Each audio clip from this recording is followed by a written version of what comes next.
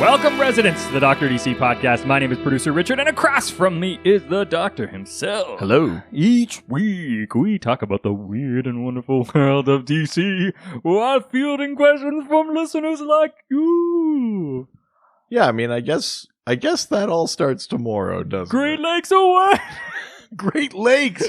Oh my god, it's been so long! That's right! I love cosmetic products. Wow, just came in to sort of bomb the first episode of a new century. Thanks, Great Lakes. Oh, you're asking about bombing a segment? No, that hasn't come out yet. Oh, yeah, no. Oh, shoot. Oh, man. Oh, you guys might not get it, but your kids are going to think it's great. I'm really sorry in 2 weeks. Things that... You'll know exactly what it was when it happens. Wasn't that part of your vows to your wife? I'm sorry in 2 weeks. Yeah, it was. Yeah. We got a review. Woo! Ric Flair? Yeah. Woo! Oh, that did not feel good. Yeah. No, I regret that one. Yeah, that was a mistake. Oh. We got a 5-star review, number 88, for you listeners. That's right. Behind me, there's a lot more coming. Yeah. Fun fact, everyone. We've made it to our milestone. That's right. We made it to 100. The Lord of the Rings miniseries is coming at some point. Maybe. Hey, no. There's no reneging.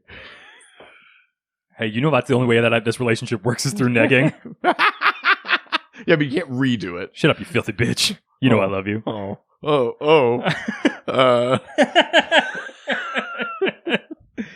We got a 5-star review on Facebook from Joe Yablanovsky. Oh, Joe Yablanovsky, alias review. Many stars for podcast. He goes on to say, this is by far the best comic podcast, period. Oh, yeah. Let's throw down the gauntlet. I don't think he's talking about it. I think he's just saying, like, this is a pretty good era in that, like, there are comic book podcasts. Honestly, this is the only era in which there are comic book podcasts, so it's also the best one. That's right. Gets me through the boring workdays. The Doctor is very knowledgeable about all DC, and producer Richard is hilarious, and I don't care who knows it. That's right. Oh, Joe, you're my boy. Yeah, that's what we need. More listeners with no shame. That's right. That's right, my people. P.S. Catching up on older podcasts, I just want to say, I feel Supernatural would not be where it is without Constantine. Just saying, LOL. Keep up the great work. I mean, that's objectively true. And they have, like, the Supernatural people have all gone on record saying, like, yeah, Castiel is full on a Constantine ripoff. Yeah, where do you think you got that look from? Absolutely. Yeah. That's amazing. Well, thank you very much. Yeah, Joe. Thanks, Joe. My new favorite. Oh wait, hang on. I can say this in. I can say this. Oh, in, yeah. I can say this in Yablanovsky. It's spasiba. Wow. Yeah. It's a spicy beef. Yeah. Spicy beef. Spicy beef. That's how you say thank you. Pretty sure. Oh, I'm gonna use that when I go to Russia. Yeah. A spicy beef to everyone. We've got a ton of news this week. Whoa. No, it's more like. Oh yeah. God, the mix of the high pitched with that thing is. Oh no. So pleasant to the ears. Yeah. I'm doing this with the most recent news up top and going backwards in time because that's how I fucking grabbed it. Sure, let's do it. Aldous Hodge to play Hawkman. Yeah, we've got a Hawkman, baby. This is for Black Adam. And what a Hodge on him. Aldous Hodge. Yeah, so this is for the Black Adam movie. Back in the first installment of DC Fandom, when they had the Black Adam panel, we already knew that Atom Smasher was going to be in the movie because they cast him. That's right. But they also announced that we would see Dr. Fate, Hawkman, and Cyclone in the movie, like 3 other JSAers. And now they have confirmed that the casting for Hawkman is this Aldous Hodge.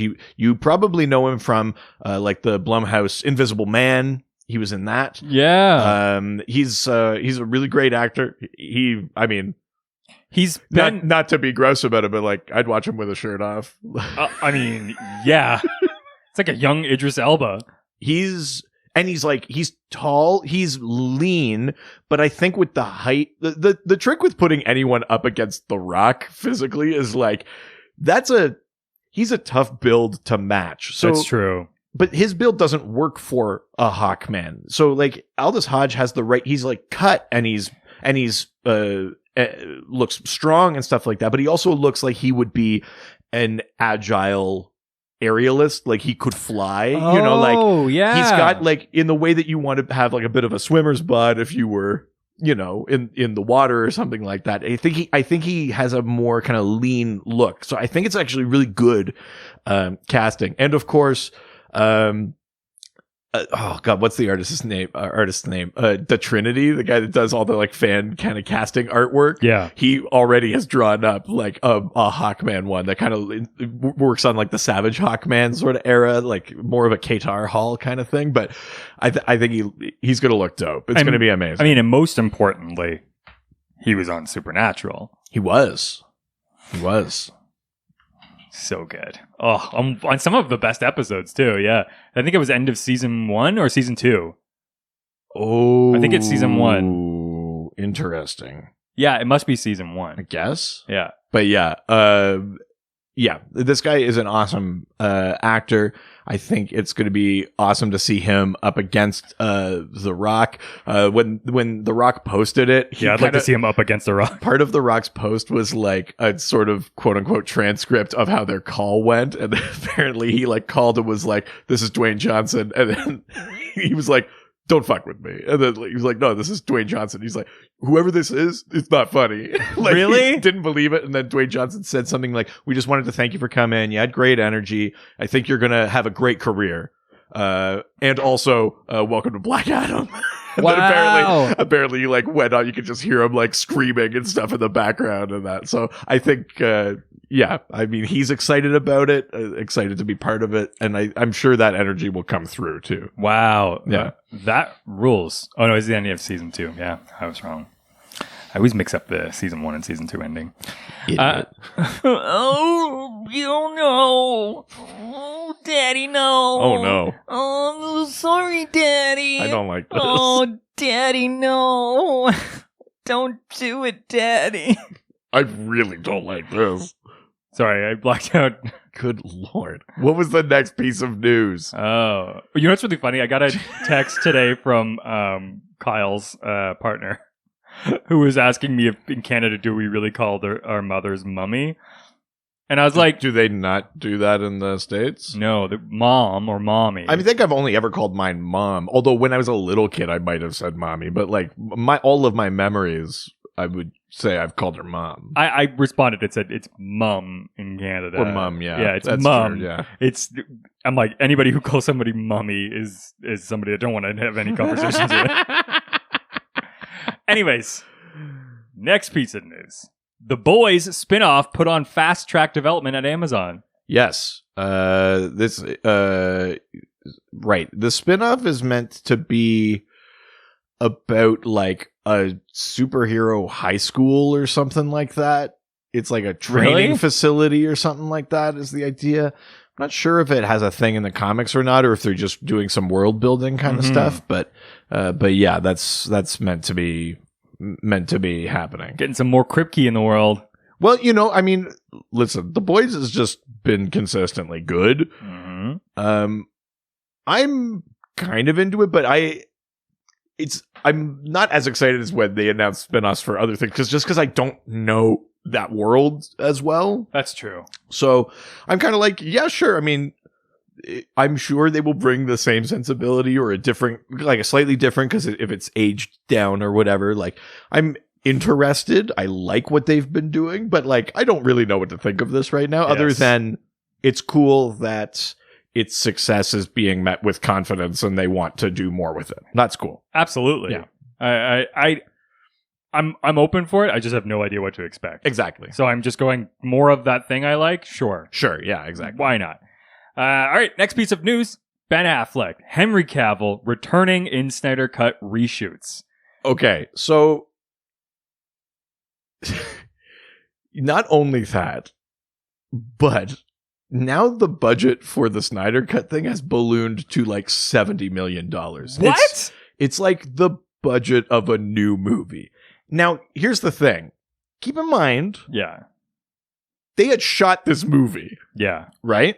It was shot. You needed some money to finish visual effects. You need some money to finish score. Yeah. Maybe a couple of little pickups or something. Yeah. Sure. Right? But the movie was done. Yeah. And then HBO Max says, we'll release it. And you go, great. And then they're like, it's going to be 4 hours long. And you go, like, well, I mean, Snyder does shoot a lot. Yeah. It's reasonable that he would have that. Yeah. But now it's like, oh, now this is just like a new thing. If you're doing $70 million and full reshoots, like all this kind of stuff, like now it's just like, we're not just putting out the thing. We're not just finishing and putting out the thing you made. We're making a new thing, which is like, listen, I still want to see it. Of course I want to see it, but it's like, I'll tell you, I want to see it more now. I mean, it better be fucking worth it at this point. But you know what I mean? Like $20-30 million, I was like, sweet, finish it off. I want to see it. I'm legitimately curious. That trailer looked dope. I want to see it. But adding all that extra money, it was like, that was like the $70 million was the budget of Birds of Prey. I would take another smaller scale DC movie before this. I mean, yeah. Like, I would rather have that money and someone make me like a weird ass Red Tornado movie or something. Like, I guess. But my thought is, I wonder if this is just going to be more episodes and it's going to be more of like a complete season. No. It's still going to be the 4 episodes. Oh, really? But I think it's probably like, maybe he has 4 hours of material, but it's not like 4 hours screenable. You know what I mean? Like, so now it's like, well, we really gotta, we gotta tweak things. Now it's going to be in 4 chunks. A movie's not meant to be in chunks. Well, exactly. Like there's a certain amount of reshoots that makes sense, but $70 million worth, that's a full new movie. It better be really good. Yeah. Like that's insane. Yeah. I mean, at this point, there's literally no way it can live up to it. But I still want to see it. But it's also a little bit like, it was just, I only wanted you to just release the thing that would have come out. I don't need the new other thing. Like, I just wanted that. I wish that money was going into like, let's make a $30 million Question movie. Something like, I'd rather have that. Or a fucking other TV show. Like, let's get some like Blue Beetle and Booster Gold, put them on HBO Max. Like, put some of that money elsewhere. I don't need every resource funneled into this thing. I mean, this is, I'm not sure where I'm going 100% with this, but I do wonder, especially right now after where we're at within COVID and quarantining, especially in the United States, I wonder if these studios are making a fuck ton of money even now. Sure. And they're definitely, because yes, are all their big productions not coming out? Absolutely. Do they own other stuff that's making money? 100%. Yeah. And even more so, people are probably paying into things that they wouldn't have before because they need things to do.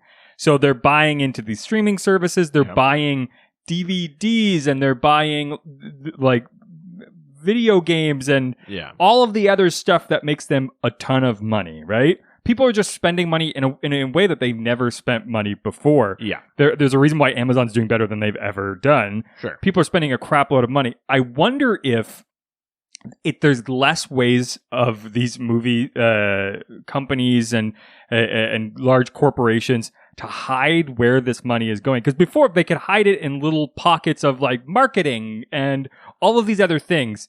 And now they're having sort of this weird thing where all the traditional means of in which they pretend like these productions and things like that don't make any money so that they can have tons of money. Right. So everything's changing. And so I'm wondering if they're just doing weird spending tons. Like, I mean, listen, I don't know enough about the back end stuff. That is as reasonable a theory as anything else. As a business owner right now who's trying to sort of figure out how to manage these things and like put money in places so that they can continue to keep things like, I've had to do a little bit of money work to try to keep things on track and yeah. I wonder if it very well could be.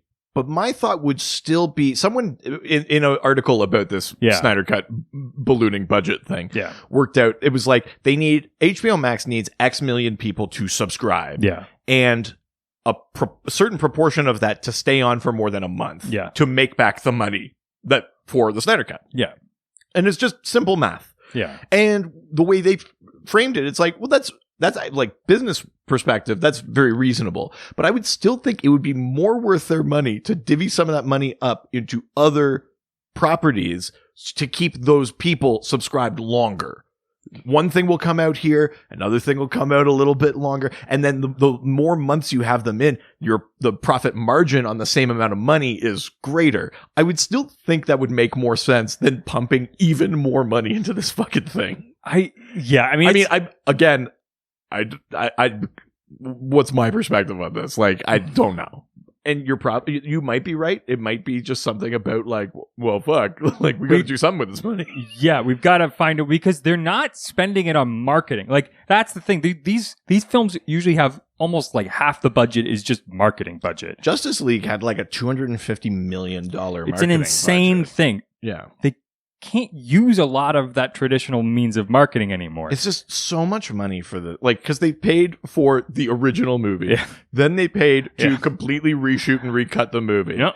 And they paid that $250 million of marketing, the reshot, recut movie. Then they were going to pay another $30 million to finish the movie they didn't want. Yeah. And now they're paying another $40 million to do more with the thing they originally didn't want, but they paid for. They must have seen it and realized how good it is. Like, Or they think that whatever like those projections are for HBO Max numbers, they think they can get even more. This is their like moonshot, and they're like, we make this thing as big of a thing as possible, and we will get all these fucking rubes, and this will be our windfall. It's maybe just them doing that kind of calculus, but like, I don't know. I still feel like I just wanted the unfinished thing. I'd rather that money go somewhere else. I mean, if we're talking about where we'd rather the money go, I mean, I'd rather they give it to the poor and homeless. Yeah, that too. But I mean, you could go all day. Did you not hear me pitch a Blue Beetle Booster Gold series? Yeah, you're right. Fuck those other homeless people. Let's move on. We've got a lot to talk about. Peacemaker to become series for HBO Max. Okay. There you go. This thing, legitimately excited. And so Peacemaker is played by John Cena. He's going to be showing up in the Suicide Squad movie, which has finished filming, but won't be out until next year. And already that character has gotten a direct series order for like 8 episodes going to HBO Max, written and directed by James Gunn. It must rule. Like his character must rule. He must crush in that movie. Yeah. For them, because Peacemaker is like, he's not even the most popular Charlton character, right? Like we've skipped past Captain Atom and The Question and gone to Peacemaker. Like, he must be so outrageously good in that Suicide Squad movie that they were like, it's undeniable. You know, the tagline is that Christopher Smith is a man who loves peace so much he'll kill for it. And that's basically Peacemaker. He's the character that The Comedian was based off of. So, and as John Cena even put it in the little sort of press kit they showed at Fandom, he said he's like douchebag Captain America. Oh my God. Yeah, that sounds amazing. Yeah. And I think Cena has a pretty good like comedy. He's got a great intuition. Comedy like, bone in him. I've seen him be really funny in movies, but he also clearly he's got the action, like the action look and everything down too. Like I think that could be one of those things that has almost like a Kingsman level of like insanity to it, where it's like this is really fucked up and violent, but it's also insanely entertaining. Like that's all I need. Yeah, I'm actually legitimately excited about that. And it makes me so excited for that movie. I mean, I was already excited for that one, but now I'm like, oh man. Did you see him in Blockers? I didn't, but I heard that it's actually pretty funny. It's really funny. Yeah. And he was great in Bumblebee. Like he did those commercials too. Yeah. I even just small roles like him in, was it Sisters, that Tina Fey Amy Poehler one, where he's the drug dealer, so funny. The responsible drug dealer. He's amazing in that. I love him. I think he's really, really good. I mean, we need another Him in Trainwreck. Oh yeah, He's hilarious in Trainwreck. He's really funny. It reminds me a lot of when The Rock first got big. Like, it's kind of crazy how similar. Yeah, it's true. These weird sort of comedy roles. Like, I wonder because The Rock was in like Be Cool and like stuff like that in early days. Yeah, that's true. I wonder. I mean, Cena's big. He's going to be in F9, man. He's playing Toretto's brother. I mean, Arnold Schwarzenegger set a good tone with this thing where he's like, you do a little bit of comedy. It's funny to be this big. The Schwarzenegger model is the way to go. It's why Stallone was never as big as Arnold. Is because he could never do comedy. Yeah, 100%. Yeah. No surprise here, but Watchmen becomes first comic book adaptation to earn top Emmy award. Yeah, so it won. I mean, it won like 11 Emmys. Yeah. So some of them were like the sort of production creative stuff. Regina King won. I think Yaya might have won. Incredible. It also won for like best limited series. Yeah. It might have won like a score one, or I think it won best screenplay for that episode with the origin of Hooded Justice. Yes. Which is an insane episode. So good. Where she's like taking the memory pill and then she's living her grandfather's memory. Like, oh God, even just thinking about what a good episode. Holy shit. Really good. Yeah, I mean, we talked about Watchmen a lot over on the Patreon, I guess. We've talked about it here too, but like outrageously good show. Yeah. And yeah, I mean, it's using the Watchmen framework and some of the characters, and it's building on the story, and it is a very natural feeling sequel to Watchmen, but this show could easily have just been reskinned and could have stood on its own. Yeah. And it's a real testament that it has so much drama and heart and things and feels very natural in the comic book realm, but is also just like it's just like masterful art.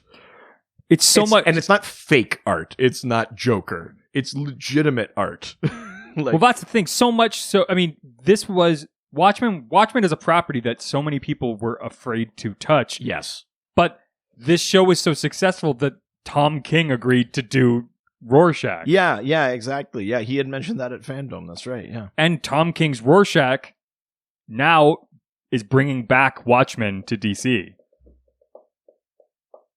I mean, just in that we're exploring we're getting more Watchmen because of it. Oh, really? So, yeah, absolutely. So DC Fandom, the expansion of the Watchmen universe panel discussion centered on the motivations behind the exploration of the team's most extreme member in the upcoming limited series. Yeah. During the discussion, excitement was reinforced with the image of the entire team together again. Ooh.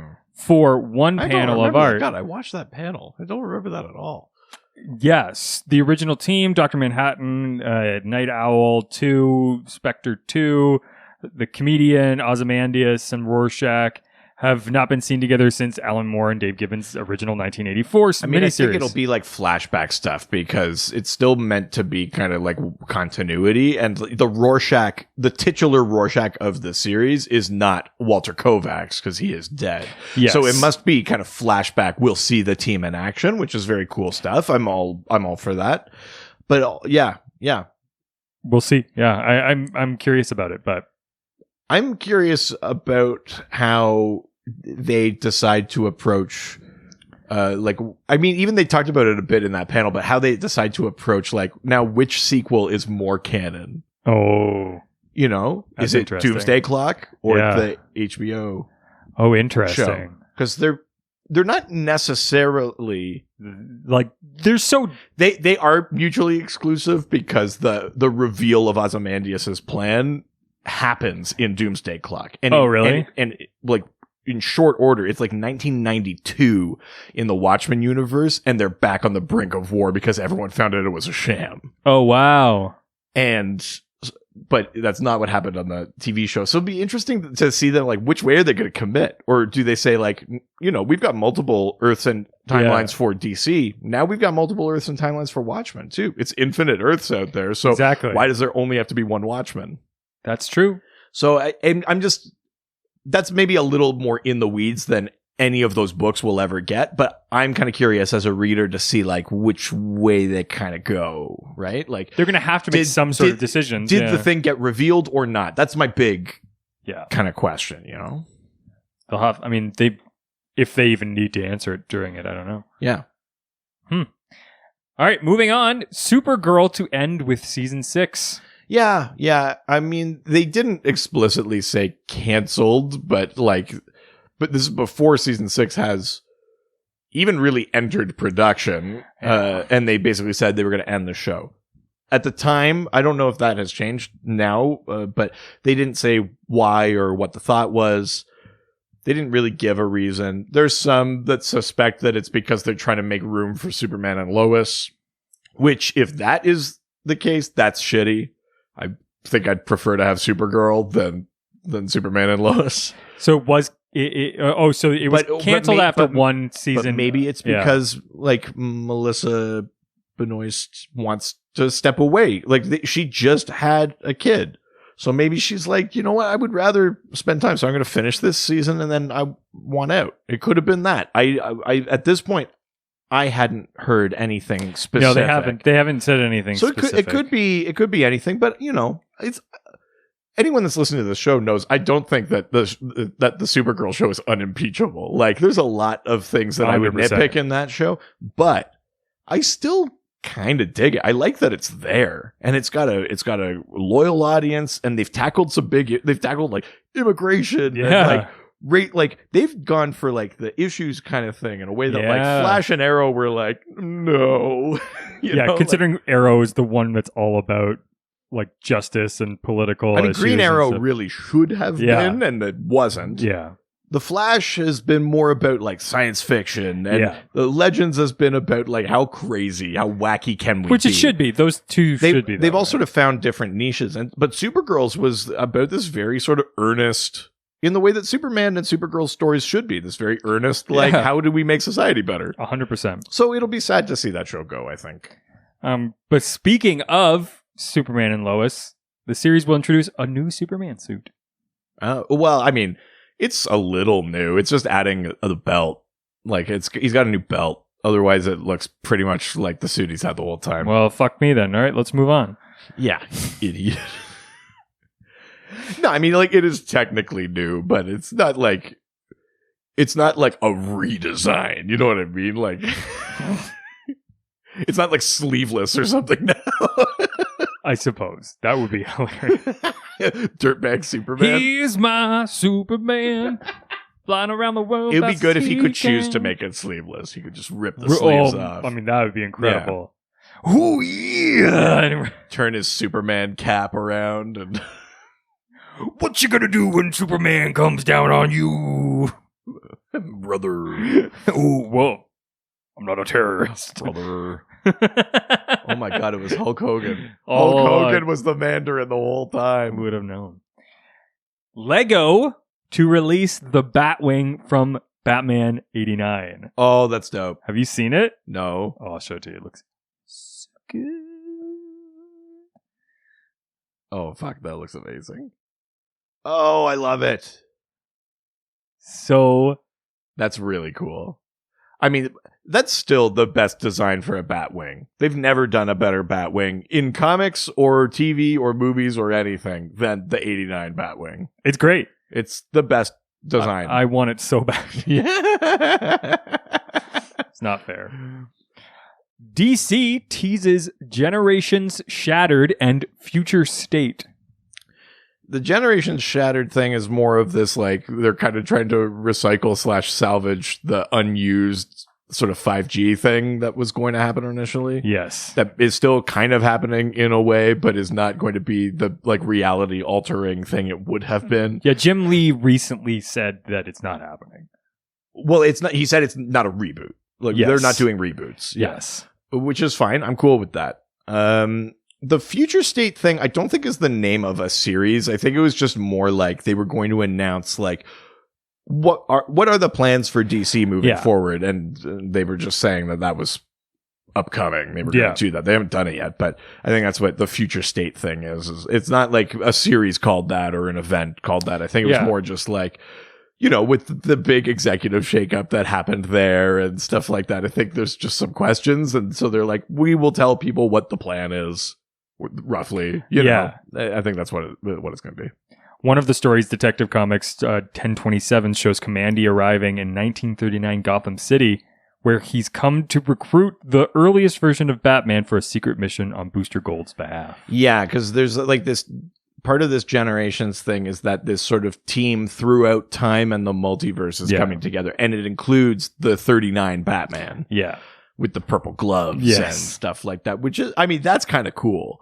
I love that idea. I think the team has some other kind of weird characters. Yeah, Commandy, Booster, probably. Some other ones that I don't remember. There are things that I'm excited about in that series, and I am glad that it's not supposed to be a big reboot kind of thing, because we're already going to get that at the end of Death Metal. That's the point of Death Metal. It's an anti-crisis. We're already in the middle of that right now. We don't need like another one right on its heels. Well, exactly, right? I just feel... You gotta let things like breathe a bit. Like, I just think that DC is so quick to reboot. They had been. That was the Didio move, was like, oh, did we fuck something up? Scrap it all. And it's like, no one has wanted you to do that. We just want you to adjust. Do it right. Or just adjust. Yeah. These little course corrections. You don't have to fucking throw the baby out with the bathwater every time. Yeah, I mean, and that was the classic Didio move. Is like, someone said something bad. Get rid of everything. Yeah, but the baby got the bathwater dirty. You have to get rid of the bathwater now because it's dirty, but it made the baby dirty again with the bathwater being dirty. So you got to throw both out. How do you wash your baby? Lisa Chavez joins cast of Legends of Tomorrow. Oh, I don't know who that is. Did they say as who? In the series regular role of alien expert Esperanza Spooner Cruz. Ooh, interesting. See, Esperanza Cruz is not a character in the comics, but Cruz, like, is this the show kind of doing like she can be like a Jessica Cruz? Ooh, maybe. That's kind of cool. I mean, at the end of season 5, Sarah is abducted by aliens. I think timeline-wise, it lines up with when in the first season they said that Thanagar would be like in alignment. So it could be the Thanagarians that have kidnapped Sarah.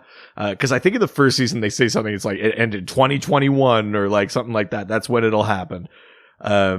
So it could be that they need this alien expert because it's the Thanagarians that have Sarah, and I'm interested. Esperanza Cruz, interesting. The Wave Rider. Lyseth Chavez. Nice. I'm stoked. That's awesome. That's dope. Titans Ep teases return of Donna Troy. Yes. They've teased a few things, and part of them was like in the panels at Fandom and stuff like that. Yeah. One of the things they teased is that Jason Todd will become Red Hood. Yes. Probably in a different way than we're expecting. Not by dying and coming back, but by... The quote they used, which is the child who is not like accepted or doesn't feel accepted by the village will burn it down to feel its warmth. So if he feels that like the team doesn't want him, doesn't try, like he'll become the Red Hood, but become like a kind of antagonist for them. I mean, it makes a lot of sense. I think there's talk that he would be kind of half a season antagonist, and then Blackfire, Starfire's sister, would be the other main antagonist.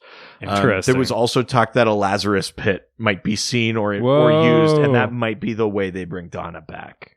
Whoa. Yeah. There's so many things. A lot of things happening. God, I can't wait for it. I always forget about Titans, like because I'm like, wait, we've got Doom Patrol, it's so good, and we've got Titans feels just so like tame. I know it's like fuck Batman, but like it is relatively not weird, not it's not overly brutal but either. We've gotten through that weird kind of second season thing that we talked about when we were talking about Titans, which was like we bridged from like a really cohesive first season story into like we need them to be the team now. Season 2 was like, how do we stumble to get them there? Season 3 has the potential to be like superhero-y. I just feel like with the release of things like The Boys and Utopia and all these other like HBO shows and things like that that are so over the top. I'm like, give Titans at least some more violence or something to be a bit more. But again, like we spent 2 seasons where like Dick didn't want to be Robin, and he wasn't yet Nightwing, so there was like he didn't even have a suit. I know. So but now he's Nightwing. Yeah. We've got Blackfire coming. That's an alien invasion. Yeah. Jason's going to be his own thing, be the Red Hood. Yeah. Like we're starting to build like the actual like these are the suits, the iconography. Like this now will look like more like your superhero world. Which I'm curious to see what they'll do. I just want them to go a bit bigger. I agree. I think it's time. Yeah, I agree. The first 2 seasons have set you up with your team and you're getting all their backstories, and now it's like, okay, you can't just go and be like, and now they're superheroes, watch them superhero. You got to raise the stakes in some sort of way. Yeah, I agree. So I hope that they either get more brutal. They're or also going to move to Gotham. I think there was talk that Scarecrow would be that's awesome featured at some point. Give us more Gotham stuff. That would be fun. Like, just give me something more than what we've gotten. But I'm up for it, and they've been good. It's just I feel like there's so many things that are rising up on either sides of them. Like Doom Patrol got so crazy, and you just like what they did with SWAT. Like just everything around them is getting so good. Of this new model of like slightly more mature superhero things, Titans is the Arrow, which is like crazy. They started, they're doing well, they're 100%. doing their own thing, but everything else is finding a niche and kind of eclipsing it. It's crazy. exactly what Arrow was. It's kind of crazy. God, I can't wait to see what happens with this Titanverse. Yeah. Next piece of news. Good Lord. Harley Quinn officially renewed for season 3. Yes. Very cool. I just think that's great. I think that's so good that this show that doesn't make sense for any specific group of people. It's this animated like cartoon show that looks like a kid's show, but it acts like an adult show. Like it feels like it shouldn't have a place anywhere, and yet it's great. It works for everybody. And it's so much fun. Oh my God, what a great show. Unbelievable. It's got my current favorite versions of Killer Shark and Clayface. Oh, Ron Funches as Killer. That's one Clayface as this like thespian who's like so good. What a funny way to do that character. I mean, he's always been an actor, but like they never play him as like, I was Macbeth. I'm an actor. They always, other versions were always like, made him like that sort of like, I'm like Liam Neeson. Like, and now it's, oh no. But it's, well, yeah, maybe not Liam Neeson. I'm just looking around for a Dark Knight. Any Dark Knight will do. Good Lord. Good Lord. I walk the streets looking for a Batman. Yeah, that's right. Any Batman. Harley Quinn's a great show. Glad it's getting a season 3. Yep. Okay. Javicia Leslie teases new Batsuit in first look at her Batwoman on season 2 of the CW series. Yeah, this is the new Batwoman that's coming in. She's playing a new character. She's not playing Kate Kane. She's playing a character called Ryan Wilder who becomes Batwoman. And did you see the image? Yeah, she looks great. Looks awesome. Looks dope. I'm so stoked for it. I'm looking forward to finally getting a bit of diversity in the Batworld. But like it's also like we talked about it. I think we were kind of unsure about it. I think I'm pretty confident that I like the idea of a new character and not her being Kate Kane. And it's not it's not the thing where it's like someone black can't be Kate Kane. Kate Kane is white. It's not that thing. Not at all. It's more the idea of like leaving the door open that if Ruby Rose ever wanted back in for an episode or something like that, then you could have I'm Batwoman now. You're the other Batwoman. Yeah. We've both made our own things. And also it's the idea of like, if this goes well, maybe we get this character into the comics too. That'd be not necessarily to replace Kate Kane, but like a partner. For Kate Kane has always been like kind of apart from the Bat family. Yeah. So to build her own Bat family with characters like this one would be really cool. I love that idea. And I think that one of the things that you and I talked about that could be beneficial was to not have to tie her to any specific Bat storyline or anything like that. You can really do whatever you want. Yeah, because she's not even tied to like the family dynamics, the thing with Alice, or with the dad that runs the Crows and all that stuff. Like this character can do whatever. It's what made Legends of Tomorrow so good was when they realized that they don't have to be handcuffed to any specific storyline. They just started doing whatever they wanted, and that's what made that show so great. Yeah. And I think it's the same thing with Doom Patrol because it's a less known sort of storyline that they had to stick to. They just got to sort of do whatever they wanted. Yeah. Yeah, I mean, in a weird way, Doom Patrol is pretty comics accurate, but again, you're right. Like, it feels freeing because it was sort of relatively unknown. So they have made changes and adjustments to things that you are free to do. But it's also not moment for moment. They just bring in characters and storylines that you know, but it's not exactly how the comics went for Doom Patrol. Not exactly. Yeah. And I think that there's an opportunity there. It's the same thing with Guardians of the Galaxy, right? It just you take a comic property and then sort of, when nobody knows about it, you sort of get to create this new one on its own. Which I think post-Crisis Batwoman season 1 was definitely stronger than the stuff that led up to it. And I have high hopes that this is stronger than that. Maybe this is a Harley Quinn situation. We're bringing in a new character into the Bat universe that gets to live on their own, and you never know, right? I'm stoked for it. Potentially getting their own villain. Like maybe they'll create their own villain rather than bringing in a Bat villain. That would be neat too. Yeah, I love that. That makes me really excited. Last piece of news, one that I'm personally excited for: the DC universe goes infinite as it becomes comic book subscription service. Right, because all of the show kind of stuff is moving to HBO Max. We knew that was happening. This is like the Warner restructuring thing. Yeah. It doesn't make sense to have multiple streaming things and split your stuff up. Yeah. Put them all in one spot to increase your subscriber base, right? Without a doubt. Easiest, most makes sense kind of move. But what that means for DC Universe is that it is going to become basically like the DC version of Marvel Unlimited, just the giant backlog of comics, back catalog and everything like that. Yes. Apparently there's talk of making it global, so we'll wait. I'm not going to cross my fingers that I get to use this thing because I've been burned too many times. But jeez, listen, they need to earn my trust. Wow. But it is cool if you are in the States when it like launches, the States will get it first.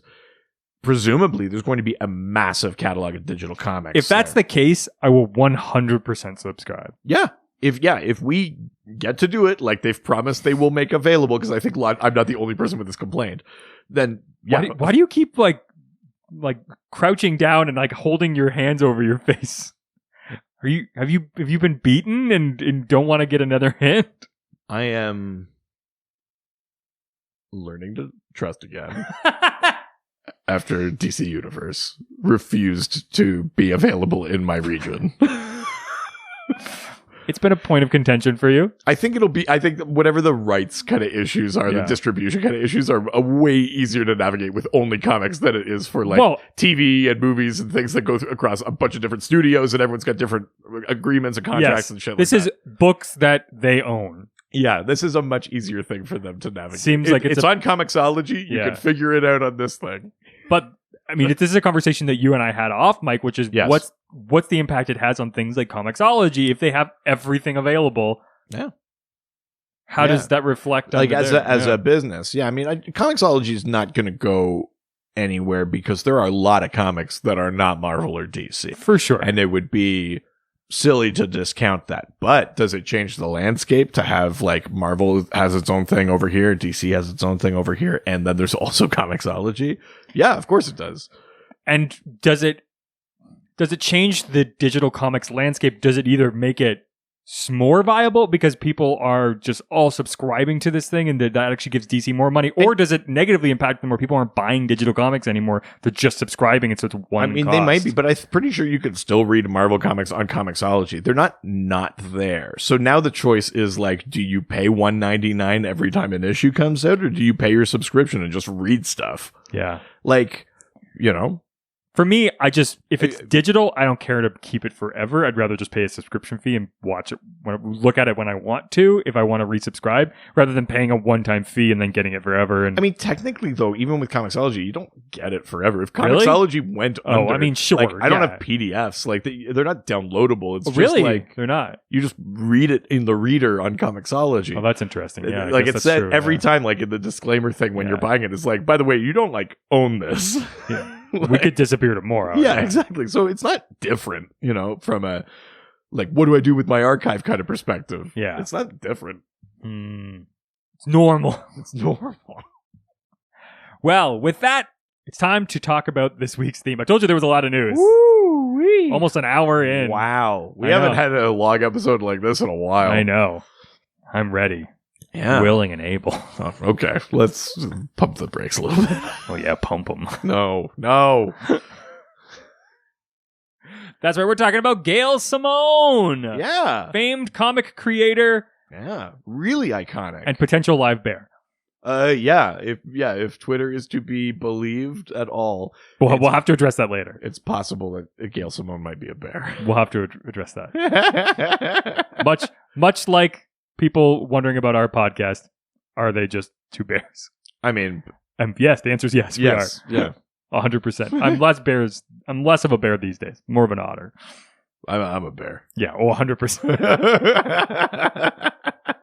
My friend's a musician back in Ontario, and he made a video with him and these other two they're all big, giant, bearded dudes playing guitar, playing like folk music. And I just, underneath the post he posted, I just wrote, Goldilocks better run.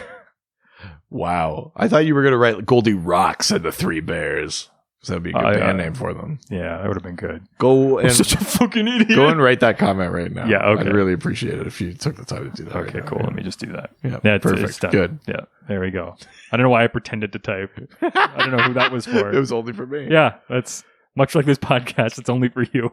That's the way I like it. We're talking about Gail Simone. A figure in comics that we've talked about a ton on this podcast. I think that we hold her pretty high up. Wildly influential. Yeah. Iconic creator. Yeah. Has both fully created and originated, but also revamped and reimagined a number of characters, a number of stories, a number of teams. She's got this crazy, undeniable influence on like modern comics. She's one of the big ones. She's one of the greats. And I think because she has such a uniquely defined voice, yes, that's separating her. And I mean, not only one of the most significant comic writers, period. Yeah, but also to be a female figurehead in comic books. That's that highly sort of coveted. I think it's significant.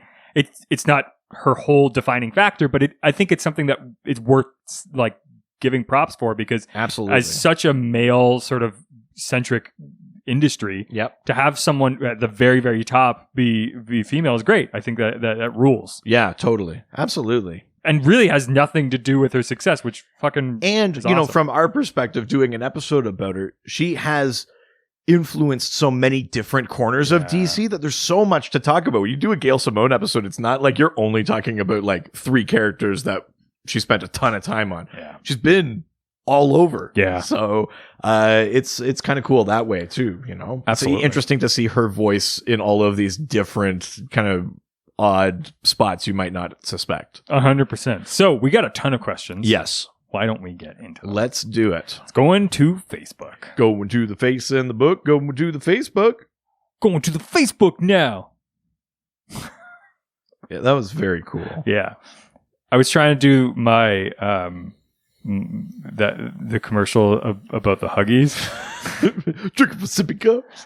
Yeah. I'm a big kid now. Went from drinking from that fucking commercial. Went from baby bottles to drinking from sippy cups. Went from wearing diapers to rocking these rad pull-ups. Good God. We're 50 million strong, so pull up your pull-ups and help us sing this song. I'm sorry. First question on Facebook. Matthew Poulter, Chicken Maddie. Buck, buck, buck, buck. Yeah. Who asks, actual question. What do you think it is about her Birds of Prey run that makes it so definitive? Not actual question.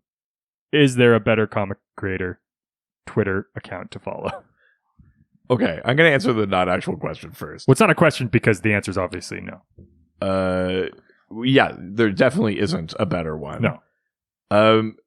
Gail Simone is hilarious on Twitter. In a way, like, she is... I will say she is such she's the best Twitter.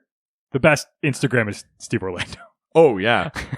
Yeah. Because the comic stuff. Yeah. Yeah. Because of that. Yeah, that's why. Gail Simone on Twitter is hilarious because she is such a troll. Really? Oh my God. It's just, like, it's really, really funny to watch her say things that, like, man, the thing that I hate about Star Wars is how Spock doesn't smile. She'll just like... She'll write something like that just to watch people go like, Spock's on Star Trek, that's on Star Wars or whatever. That's and incredible. It always makes me laugh. And then recently I've almost fallen into the trap of being those people. Oh my God. Because she's been... Did she do a Lord of the Rings thing? Yes. My God, of course. She's been trolling Lord of the Rings. She's been like misplacing character names or being like just... That's so like, funny. Man, Elrond has a nice house in Lothlorien. It's like, he's not. He's in Rivendell. It's in Madras. It's and like I see them, and she is tapping into something primal on Twitter, which is where it's like, even if you know she's trolling, it's so fucking funny. Which is hilarious because she's getting at everyone's lizard brain. knowing how to do that means that she has to know it so well herself. Oh, that's just it. I mean, like it's only she's both bullying dorks and is calling herself out as one. That's exactly what it is. Yeah. It's perfect. It's so amazing. funny, and it's such an easy way to like see people play themselves. It's a very, very kind of funny game. Love Gail Simone on Twitter. She's amazing. That's incredible. Actual question. Birds of Prey. Right. So Gail Simone's Birds of Prey run, she did not create the Birds of Prey. Okay. Some people have the misconception that she is responsible for creating the team. She's not. That was Chuck Dixon, and I can't remember the artist. I'm very sorry. But the book started with them. Yeah. What Gail Simone did, though, was sort of like take this thing that was like, what if the sexy ladies were a team, and made it into like, what if these women were badass and were a team and also were people. What a weird concept. It's not to say that the Chuck Dixon stuff is like more objectifying than anything else. It's not to say that he was treating them inhumanly or anything like that, but it's undeniably male gazy. Frankly, even Gail Simone's run is like, it's not male gazy, but she's like, they're also fucking sexy. Yeah, which like, it's fine. They but can it's but be it's that. It's the like, it's a more. They're more of a team, I think. Yeah. Under Gail Simone. You know, they've got complex dynamics and stuff like that. The roster changed a lot more, I think, with Gail Simone. You know, you have your core team of Huntress and Oracle and Black Canary, but then you got Big Barda in there. You got Zinda Blake, Lady Blackhawk. You got Hawk and Dove join the team for a bit. You had like these people kind of come in and out, and yeah, there's something about her run that just, it feels more like, it's not silly and funny the way that like Giffen DeMatteis Justice League International run was, but if the Justice League, that JLI Bwaha League, they felt like friends. Yeah. Like you're watching this group go through stuff together. And that's kind of what Gail Simone's Birds of Prey run does. They're like a real, you care about not just the adventure, not just the superheroing, but you care about what's happening between them. And I think that's something pretty special, because even the other team, it's not unique because this is like a female book, but like even like the Justice League often gets that wrong. You know, like there's not a ton of issues where I'm like convinced that the Justice League are friends. You know what I mean? Like, well, yeah. There's something kind of special about the Birds of Prey, like sort of stand out that way. It's kind of neat. Yeah, absolutely. Yeah. Awesome. Let's go to the next question from We've Only Just Dandon, who asks, one of my favorite characters is Scandal Savage. Is she around in current continuity? Is there any type of story you'd like to see from her? So Scandal Savage is a character? Yes. Scandal Savage is the daughter of Vandal Savage. Oh my God. She's got, because at first I was like, that's a ridiculous name, and then I realized that the father's name was Vandal Savage, so I guess that they're both ridiculous names. I mean, it's kind of badass. Yeah, kind of badass name. Sure, I'm changing my name to Vandal Savage. Sure. Yes. So, Scandal Savage is Vandal Savage's daughter. She has some superpowers, like she's, what would you call it? Enhanced durability. She's not necessarily like super strong, but she can like she could like take a punch, right? Like she's got some of that going on. I think she has a little bit of like a healing thing, but she wears these like wrist mounted like two blade things. Yeah. Almost like a Laura Kinney Wolverine kind of thing. Oh, okay. Where it's the two, but she wears them. They're not like built in. She's an expert fighter, excellent martial artist, blah blah blah, all that kind of stuff. But she has like a sort of like relationship with Vandal Savage. She's this like cool badass who falls in love with Knockout, who's one of the new gods. And they have a things, her and Knockout, which is really cool. Scandal Savage is a member of the Secret Six and stuff like that. Current continuity. I'm trying to think if I have seen Scandal Savage in current continuity. I'm not 100% sure that I have. So last time she was around was... I mean, she was a current character when the New 52 broke out. I'm positive Scandal Savage has shown up since then. She must have. And with Rebirth continuity sort of blending things together, you can just assume she's out there even if even if you haven't seen her. Yeah. There's no reason to say she wouldn't be. But if you watch like the DC animated movies, Scandal Savage is in Suicide Squad Hell to Pay. You can see her in there. Her and Knockout and Vandal Savage are all in that movie, which is pretty cool. Let's see, who else? Yeah, she's just dope. She's just she's kick-ass. What type of story would you like to? Well, right, what type of story? I mean, we've sort of done the thing where it's like, I don't want to be like my father's right hand as he again conquers the world because he was Genghis Khan. We just saw something like that in Teen Titans as well, or in Titans. There's almost like a Raven Trigon kind of thing there. That's true. But also except Trigon, the villain. Trigon kind of needs Raven. Deadshot and wants Raven to embrace that thing because he kind of needs her power. Whereas Vandal Savage is kind of like, well, you're a disappointment. I've sired thousands. Yeah. Like, I've been alive for 50,000 years. You think you're my only child? Well, exactly. Yeah. Like, there's kind of that. He has this sort of disdain.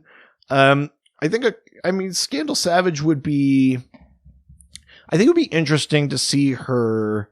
This was sort of true in the Secret Six era for her, but I want to see her like maybe as more of like a private mercenary, like not necessarily like a soldier of fortune like Deathstroke, where you're just taking contracts all over the world, but to see her like kind of have like an alliance with someone. They're paying her. She's an employee, but she's like a regular kind of thing, and then she kind of has to grapple with like, am I unwittingly like living up to Vandal Savage's expectations? Am I doing my own thing? Like, is this what I want to do? If she works for LexCorp or something, and then she's like, yeah, I mean, like, I don't really care about like some of these plebes, but at the same time, do I want Lex to be the guy that wins and ends up on top? Like, I think putting her in those kind of things where she is in that sort of anti-hero thing where she's not good, but she also recognizes that you don't want things to be very bad.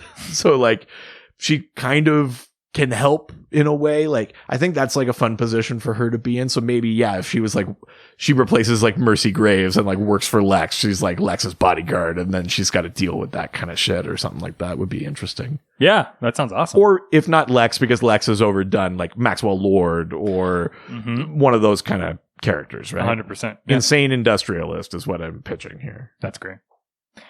Next question comes from the most interesting resident. Roland, Stephen Marion Almagro. Obviously. Who else could it be? Yeah, that's why I said that first and didn't attempt anything else. Stephen Marion Almagro asks, please talk about Ryan Choi Adam. How did he inherit the name? Is he around in Rebirth continuity? What would the greatest moment for the character be? Right. So, Ryan Choi is if you count the JSA, he's the third Atom, but he's the second one of the like Ray Palmer kind of Silver Age lineage. Totally. So pre-Flashpoint, Ryan Choi becomes his mentor is Ray Palmer. but sort of like from a distance. He's this brilliant physicist and stuff like that, and they're communicating, and then Ray Palmer disappears, and Ryan Choi basically takes his position at Ivy University in Ivytown. He becomes his replacement, and then he finds Palmer's Dwarf Star belt and discovers he's the Atom, and sort of has to become the new Atom, because Ivytown has become this like nexus of crazy shit happening. The Atom's old nemesis Kronos comes back, and it's eventually revealed that the whole thing was a setup, that he actually wasn't communicating with Ray Palmer, but he eventually finds Ray Palmer in like somewhere in the multiverse. This was all kind of part of the sort of countdown to Final Crisis kind of stuff. And Ray Palmer says, like, no, you've earned it. Like, you're the Atom. Like, this is great. Do you think we're going to get any of that in The Flash? Well, so Ryan Choi was in Crisis on Infinite Earths. And obviously Brandon Routh is no longer with us. He's no longer with us. I think it would be cool to have Osric Chow like be full on the Atom, or maybe move into like Legends of Tomorrow or something like that. Yeah, which is where Ray Palmer was. Well, that's what I mean. So just have him be in there. I think that would be super cool. I don't know if that's the plan or not, but I think that. Why would they bring in that character without using? I don't know why you would go to the trouble, right? Yeah. So it's not like that. Like Crisis needed to have him. You know what I mean? Like, it's not like Ryan Choi was such a like, because he's not part of the original. That's story. what I mean. Like, there's no reason to bring him in unless you plan to use him. That's my feelings about it.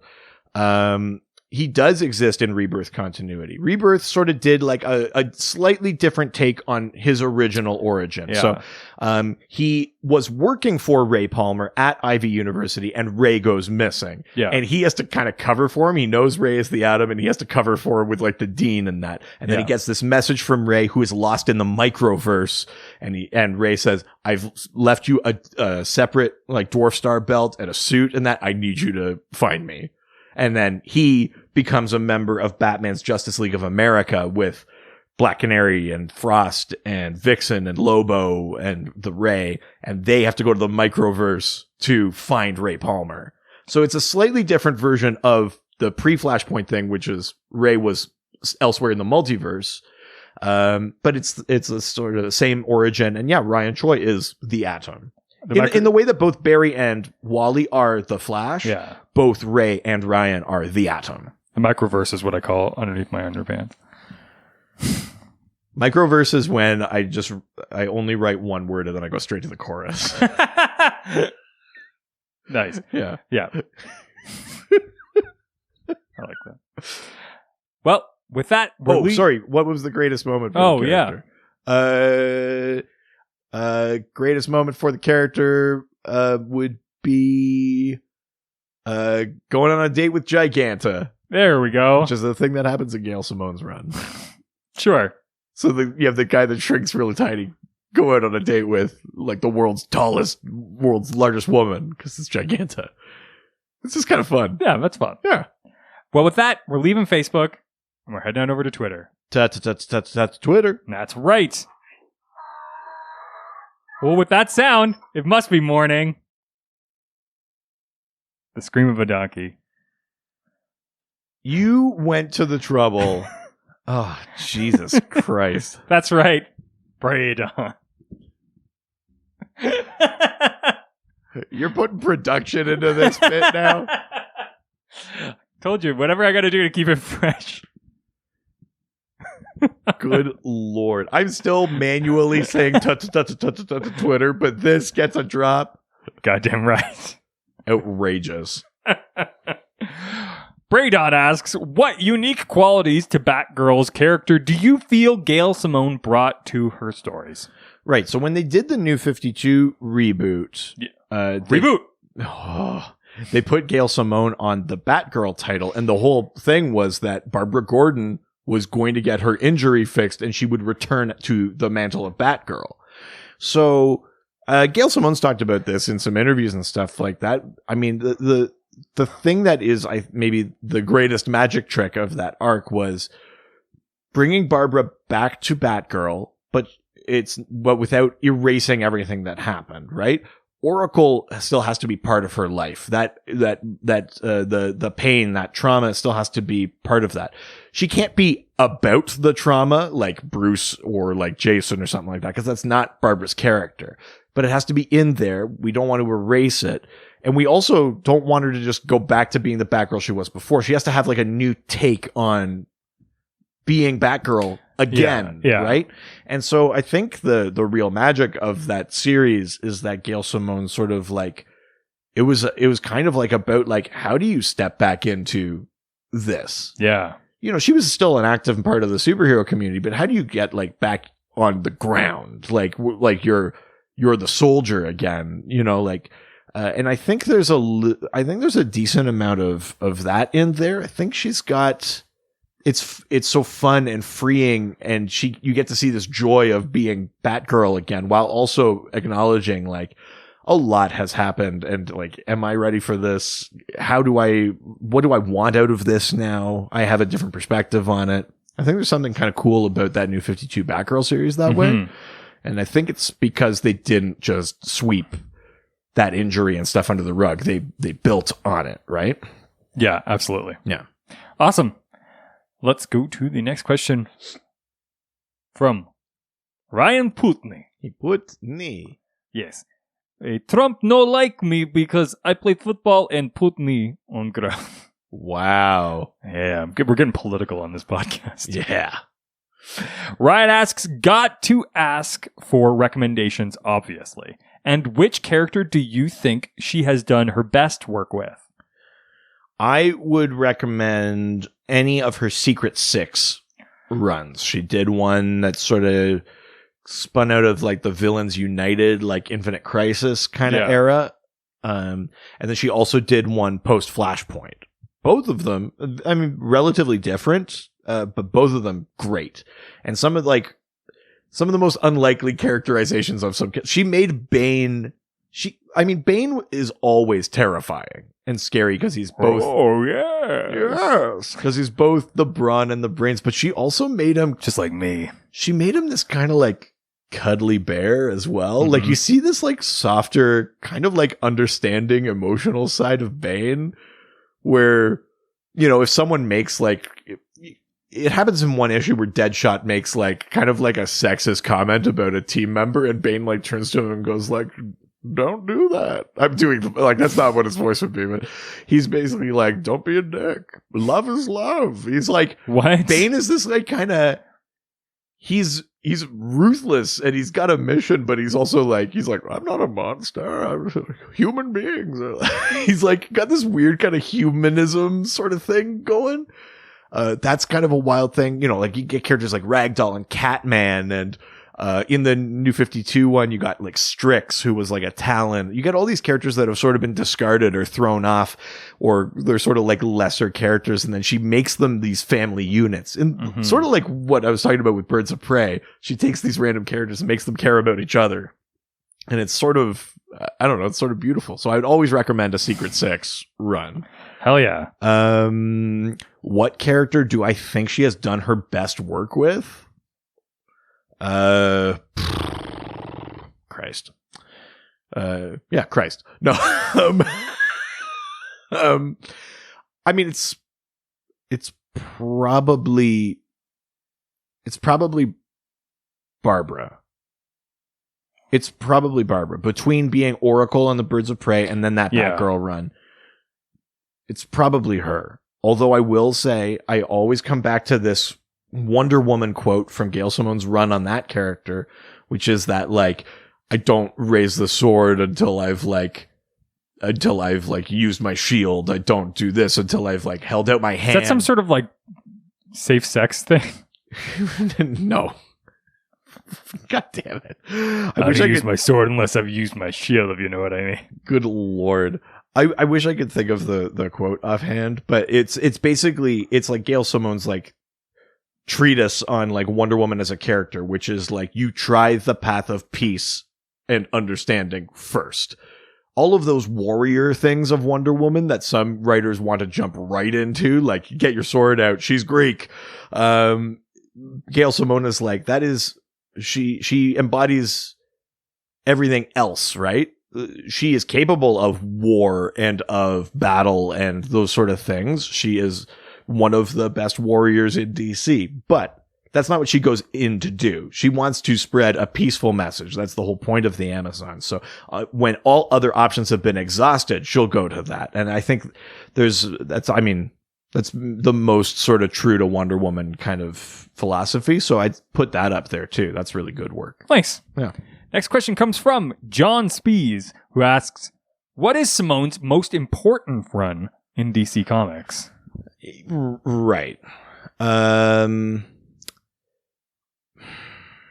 Most important. I mean, again, it's probably Birds of Prey. It's probably Birds of Prey. I don't know that we really care about that team if she doesn't get on that book. Like, there were dozens and dozens of issues before she jumped on the title. It's not like it had like 6 issues and then they were like, oh fuck, get Gail. Like, it was selling. It was a book that was doing well, but I don't know that we actually care about them until she is involved. Like, I don't think we'd have a Birds of Prey movie if Gail Simone never touched that book.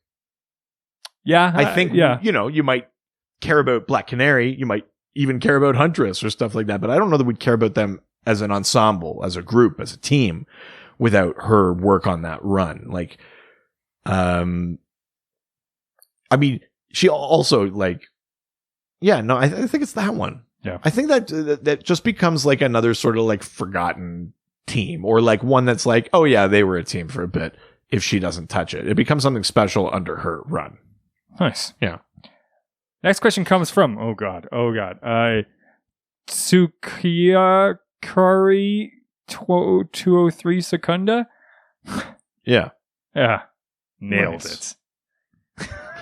Perfect. They ask, how did you hash out what Zinda's relationship with the rest of the birds was going to be like? I really like the fact that they just assumed that we got Gail Simone on this podcast. I like that our like sort of vague internet clout is that we're big enough to get Gail Simone. Obviously. Oh yeah. I'm going to answer this as Gail. I think I'm in her head. I think I know how she would answer. Could you imagine? Not good. When I was working on the book, I think as a strong female writer, I think. I mean, unfortunately, I can't answer this question, but it's a good opportunity to talk about Zinda Blake, to talk about Lady Blackhawk. This is a character that has not come up that much on our show. So the Blackhawks are like a team of fighter pilots, like sort of like independent mercenary ace pilots. Yeah. That it takes place in World War II. They're like a war comic. Blackhawks had like its own like many hundreds of issues run. It was a war comic, and it had, the main captain and then all these sort of side characters and that. And Zinda Blake was she was this character who wanted to be a Blackhawk, and they were like, no, you're a dame. And then she kept proving herself. She kept saving their bacon, and they were like, you could be an honorary one of us. And then she like eventually sort of joins the team. But, eventually they set up, I think it's maybe from 0 Hour, they set up the idea that she gets time displaced. Yeah. And so that's how they bring her into the Birds of Prey. She's this like badass, hard drinking, hard fighting, one of the guys, fighter pilot from World War II. I like that. Who becomes like the de facto pilot and stuff like that for the Birds of Prey. So she's a master flyer. She's got great sort of hand to hand and like gun kind of skills and stuff like that. She's got this military background, and she joins the team. She generally gets along with many of them, but it's very easy, I think, to rub her the wrong way. She is very quick to. It's impossible to do that to me.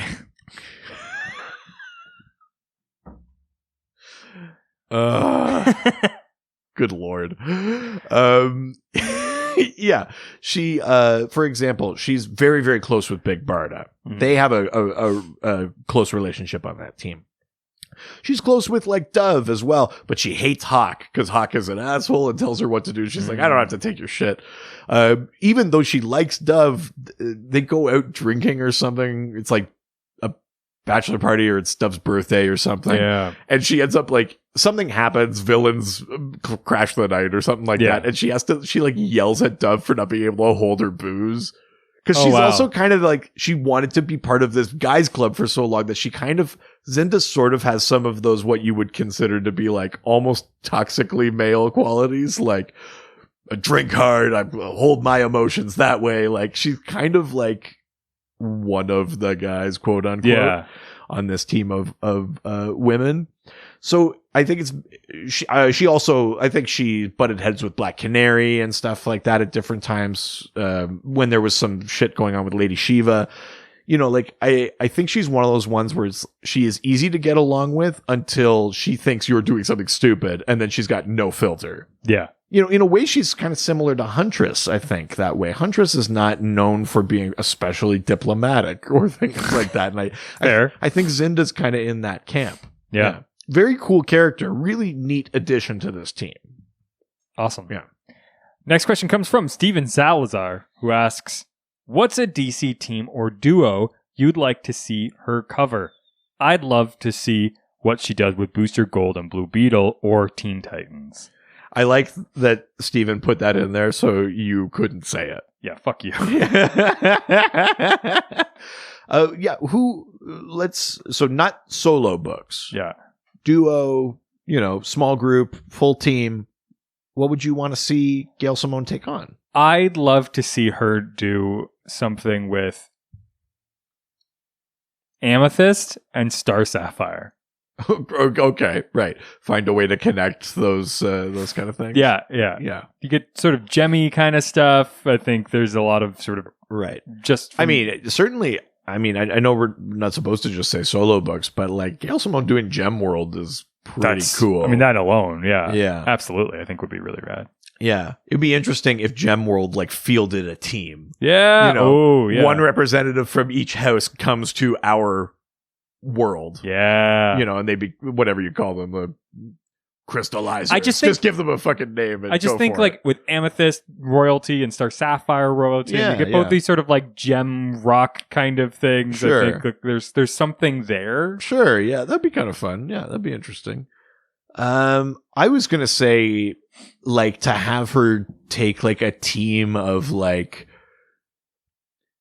Kind of, I guess this is just rehashing stuff she's kind of done. But I want her to take a team of not incompetent, but under-regarded Green Lanterns. Oh, hell yeah. Gnort. Well, no, not Gnort. I'm talking about like the tier. Like, I want to see a team with like Medfill, Green Man, ones that we know, that we recognize, but are not like the Four Corpsmen. Yeah. They're not like the big heroes. It's not Kilowog. It's not like shit like that. I want to see a team where they're sort of underregarded and then they get the chance to prove themselves. Like the other guys? Is that what you're I guess pitching? A little bit. I'm pitching the other guys, but with Green Lanterns a little bit. Yeah.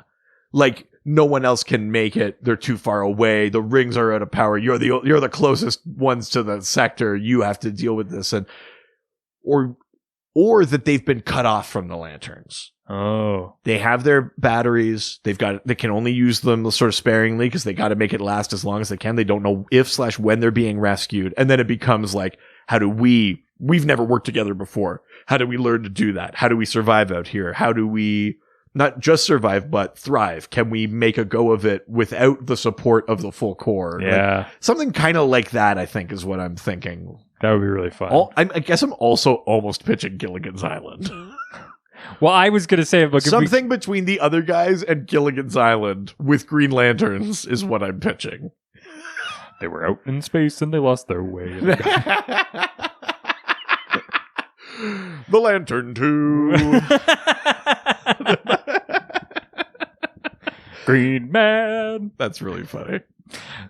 Yeah, that's amazing. I like that a lot. Yeah, like Crescelian, like those kind of characters. They're not bad lanterns. They're not like incompetent like Gnort. They're good lanterns, but you just don't think about them. I like the idea. Ba'aks, like all those ones. I'm almost thinking like a lower deck scenario where it's like you're getting... That's it. Yeah, where you're getting the sort of... Well, Green Lanterns don't just deal with the big stuff.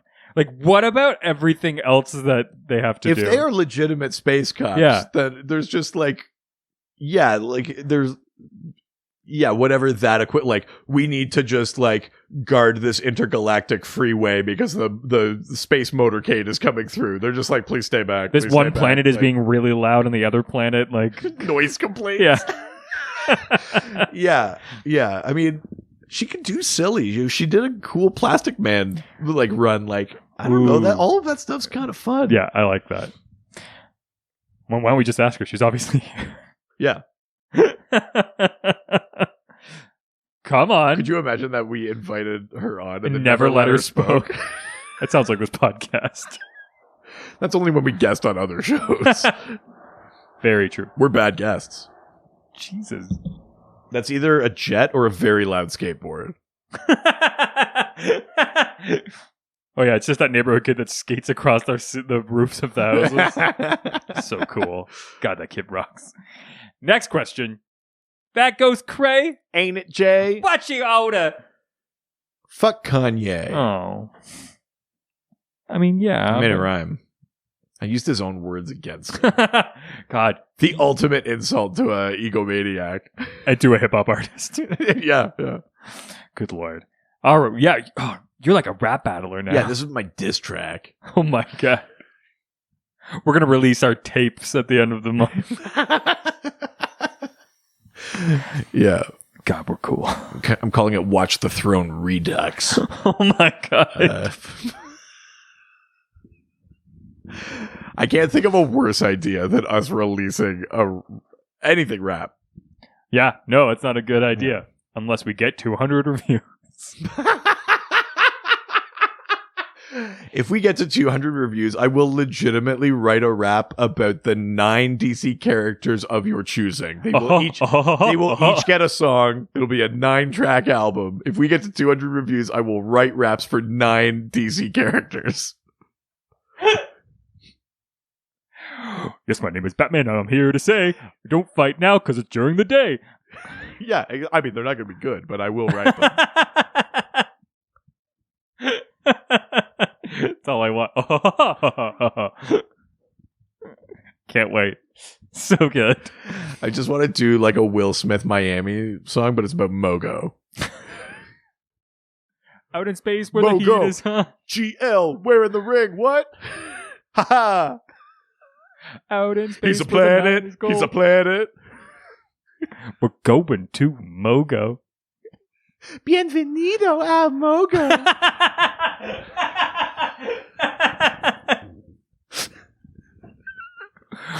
If we get to 200 reviews before the end of this year, we will release an entire album of DC-related hip-hop songs. Yeah. Yes. Yes. I will. Yep. I'm putting that out there now. I'm not going to say they're going to be good. I mean, they won't be. I'm just not going to say they're going to be good. Just saying we'll do it. Yeah. Yeah. Hell yeah. You've got 3 months. This is like Mitch saying he's going to get on the Billboard charts. Oh, yeah. That's coming up. Yeah. With the lettuce wrap. Yeah.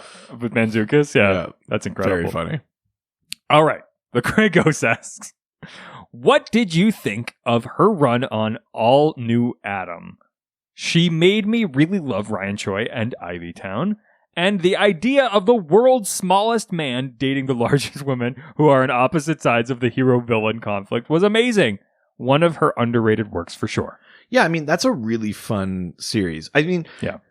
Kragos is kind of touching on a thing that I like about that series, which is there's a tendency now that things are so interconnected, it's this big sort of cohesive universe that we sort of like, we consolidate stories often around a couple of key locations. You know, we've always got like sort of Central and Keystone City, Gotham, Metropolis, and then we kind of like forget about a bunch of the other ones, you know, Star City when Green Arrow's involved. And otherwise we even kind of forget about Coast City. We forget about Hub City, where the question is. We forget about Hub City. Hub City. They used to all have their towns, right? Like Midway City, Opal City, Ivy Town. All of these heroes had their own places they used to patrol, right? Yeah.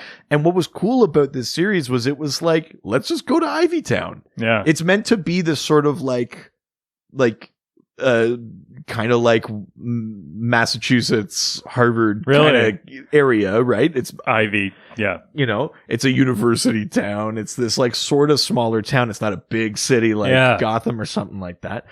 But then you also not only are celebrating kind of the Silver Age and the adventures of the Atom by setting it in that location. Yeah. You're also celebrating like a bunch of like Kronos comes back.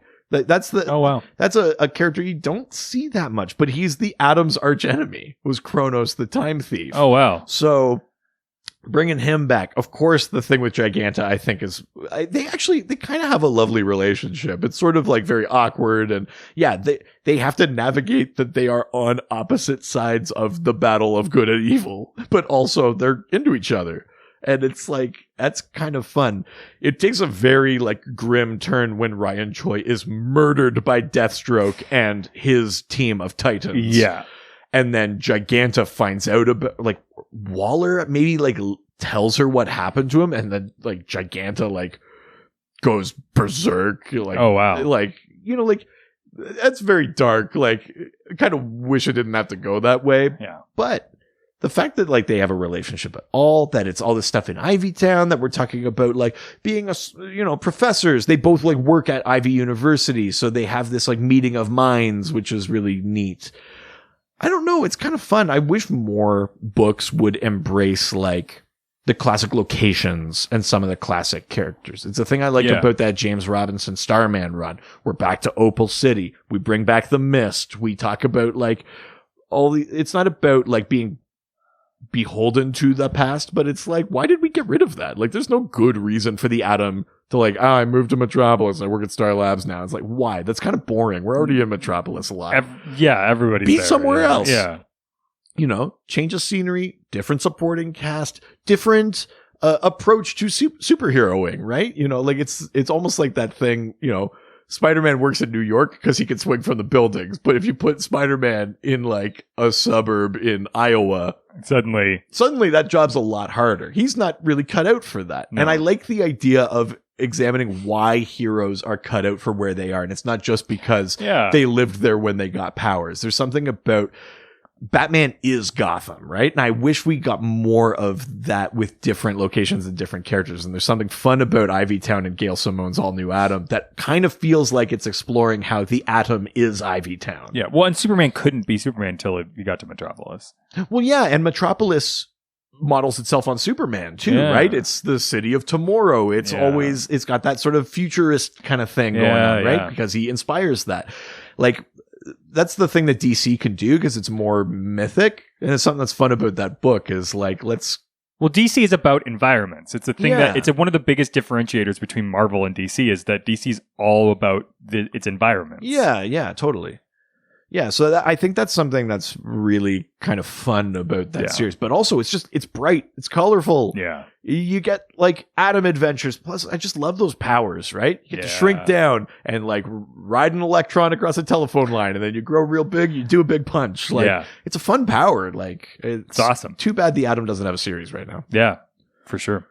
All right, well, let's leave Twitter and head on over to Instagram. Now we're going to Instagram, take some questions and answer them. First question comes from Dirty Sturge. Oh. Were you a DJ on 106.9 Hot Snakes? Dirty Sturge. It'd be funny if Dirty Sturge didn't listen to any of the episodes with the Hot Snakes things, so that's a question that goes nowhere. Yeah, it's just like, I didn't even know what that is. That's for like small town. I'm going to stop listening now. Yeah. I don't need to know the answer to my question. I've had enough. Yeah. Also, clean off that fish. It's a dirty sturgeon. Yeah. Dirty Sturge asks, will she ever finish what she set up in her Plastic Man arc? We need more Granite Janet. Granite Janet? I mean, are we only talking about Granite Janet? So, Gail Simone, in her 6-issue Plastic Man series, introduced this character called Granite Janet, who is technically... Granite Janet. I love you. Thank you. Oh, you're made out of rocks and I planned it, Janet. Yeah, thank you. That's all I wanted. I played Brad Majors in a production of Rocky Horror Really? years ago. Over a decade ago now. Yeah. Yeah. When I could have played Brad Majors. When I had hair and was skinny. I was like, you could play the Doctor's Creation, but no, not that either. I got really good at doing like the like real like nerdy like bottled up kind of voice. Like, they may do some more folk dancing. I feel like that's who you are on the inside. Yeah, there's a little bit of that in there. Let's just say I was cut out for the role. Yeah. Guy who seems kind of uncool and stuff like that. Is totally open into having sex with a guy. You? Now you're more of a riffraff. You're too kind. So she introduced this character, Granite Janet, who is technically like a newish creation, but the Granite Lady was a villain, like an adversary of Plastic Man's from Plastic Man's like original Quality Comics run in like Police Comics and stuff like that. Whatever it was, I think that's what it was called, Police Comics. I like Bobcat in the third one. Sorry, I like Bobcat in the third one.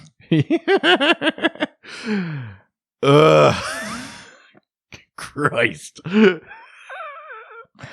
But so she kind of reinvents the Granite Lady as Granite Janet for that series. Now, if we're talking about that's the thing she set up that we need more of, like, yes, I agree. I wish more of Plastic Man's sort of original supporting cast had sort of made the transition over to DC. Yeah. Like, I really shouldn't say this out loud because I know how this conversation is going to go. Plastic Man had an adversary in the original Police Comics called like Dr. Dome. It's because he just wore like a dome helmet. It's not because he got great head. They gave it. He gave it. Yeah, it's a big difference. Yeah. He was a master blowzinator. Come with me if you want to give. Come in me if you want. There it is. There it is. See? Just got a workshop. Yeah. I wish more of that supporting cast. So it's cool to see Granite Janet sort of represent that in there. But maybe we're also talking about what else was set up in that. We had this sort of cabal of villains that included like Dr. Psycho. It included a Durlin that could shapeshift. You're a Durlin. And these sort of things. And they were like kind of framing the Justice League, and they were infiltrating government and doing all these things. Like that cabal could still be operative, to be doing things. Yeah. That was a cool setup too, which is like, it's, you know, that thing where it's like, these are kind of the villains we forgot about, but they've somehow together managed to work under the radar. Like they've kind of outsmarted everyone by being the ones you forget about. It'd be kind of neat to see more of that too. But either way, it's a kind of a fun 6-issue story with that Plastic Man one. Yeah. Nice. Yeah. So let's go to the next question. All right. From Instantia, who asks, what are the main differences between the Secret Six and any Suicide Squad? Right. So the Secret Six is traditionally, there have been many versions of the team. I think the original Secret Six were just like soldiers or something like that. Yeah. But kind of like the Suicide Squad, they eventually got reimagined as like super characters forced together, right? Yeah. In the sort of modern versions, the Gail Simone kind of inspired versions of the Secret Six, they are brought together by a mysterious character called Mockingbird, who is always a different character posing as Mockingbird. So in the first one, it was Lex Luthor as Mockingbird, who had blackmail material on all of them, was forcing them to do some of his bidding to take down the Secret Society of Supervillains. And the reason he was doing that was because the Secret Society was being run by an alternate universe Lex Luthor posing as him, and he didn't like that. So he sort of forced that team together to kind of take down that secret society. Now, afterwards, that team stayed together and worked as like a mercenary group, and it included Catman, Scandal Savage, and that's the team that Bane ended up on. Ragdoll is in there. Eventually, you get a character like Black Alice kind of comes in there. They started as like being forced together, but then they just could do their own thing after, which is not a thing with the Suicide Squad. Suicide Squad, even though, technically like time is being taken off their sentences, they're lifers. Yeah. until they're not. Yeah, well, they've got like multiple life sentences, so it's Yeah, exactly. The Suicide Squad is like a penance, right? Yeah. The difference between the Suicide Squad and the Secret Six, the Suicide Squad might learn to respect each other. They may even care about each other. But as soon as they don't have to be on the Suicide Squad, they are going their separate ways. Even if there's mutual respect, even if they're open to team ups later, they are doing their own thing. The Secret Six might come together under duress. Yeah. But they become a family. Both those Simone versions become a family. The second Mockingbird was Riddler, and he forced them together for a reason I can't remember. But that team had Catman, Strix, the second ventriloquist.